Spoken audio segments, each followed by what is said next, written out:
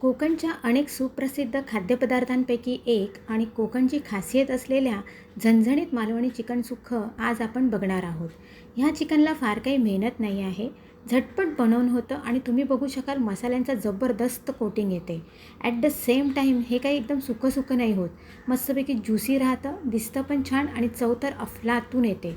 So नक्की नक्की नक्की बनवून बघा. नमस्कार, मी शुभा तुम्हा सर्वांचे आजच्या रेसिपीमध्ये स्वागत करते. आजची आपली रेसिपी आहे मालवणी पद्धतीचं चिकन सुक्कं आणि तुम्ही पाहत आहात शुभाच किचन.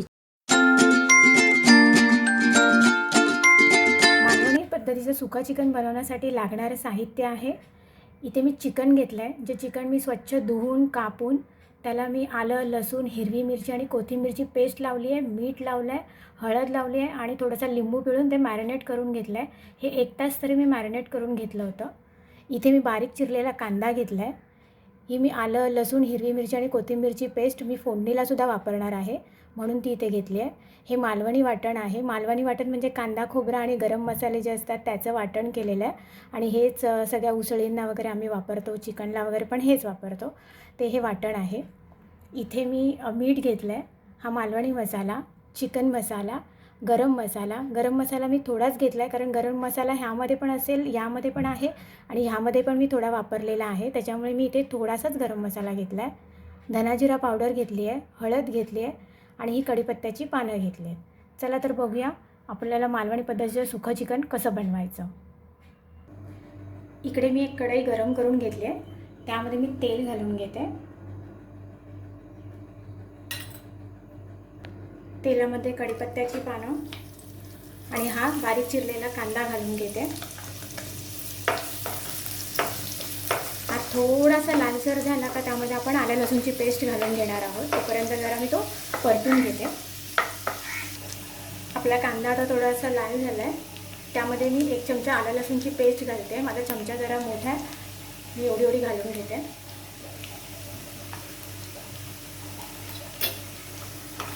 व्यवस्थित परतून घेणार आहे आलं लसूणची. आता त्यामध्ये आपण थोडे हळद घालून घेणार आहोत, धना जिरा पावडर, गरम मसाला, त्यानंतर हा चिकन मसाला मी घालून घेणार आहे. मालवणी मसाला मी घालून घेते. थोडं मीठ घालून घेते.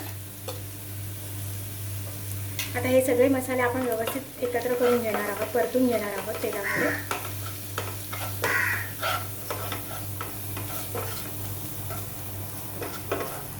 यामध्ये आता हे मॅरिनेट केलेलं चिकन घालून घेते आणि हे पण व्यवस्थित एकजीव करून घेऊया या मसाल्यांमध्ये.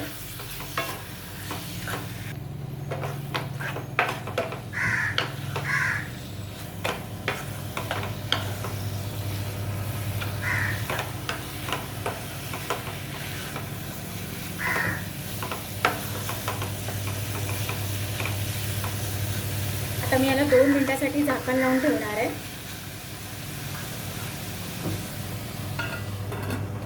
2 मिनिटं वाफ काढूया पटालाही. झाकण काढून बघूया. 2 मिनिटं झाले.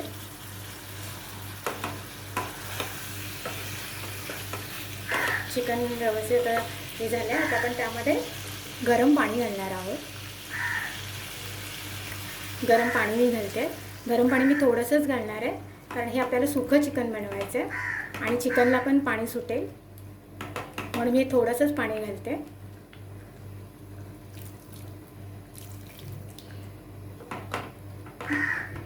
आणि आता एक 10 मिनिटांसाठी परत आपल्याला झाकण लावून ठेवून द्यायचं आहे. चिकन व्यवस्थित शिजेल. 10 मिनिटं झाली आहेत. आता आपण झाकण काढून बघूया.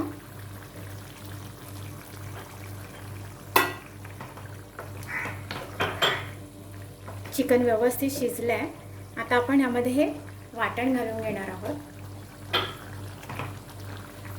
आणि हे व्यवस्थित मिक्स करून घ्यायचं आहे.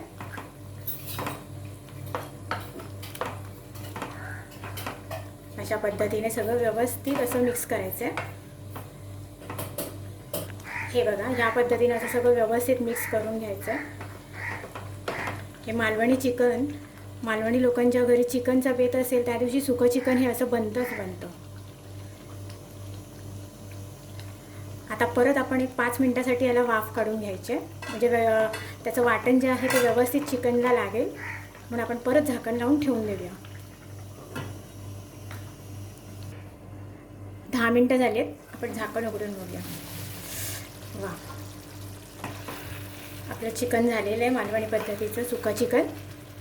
आता मी तुम्हाला डिशमध्ये काढून दाखवते.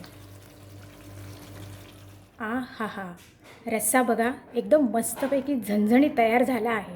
आणि तुम्ही पाहिलंत ना किती झटपट आणि कमी साहित्यामध्ये हा चिकन रस्सा तयार झाला आहे. फक्त फोडणी घालायची, वाटण घालायचे आणि बघता बघता आपली रेसिपी तयार. क्या बात है मैत्रिणींनो, तुम्हीसुद्धा ही रेसिपी नक्की करून बघा आणि माझी रेसिपी तुम्हाला कशी वाटली ते कमेंटच्या माध्यमातून नक्की कळवा. त्याचबरोबर माझ्या मालवणी चिकन सुक्कालासुद्धा ह्या रेसिपीला लाईक करा आणि जास्तीत जास्त शेअर करा.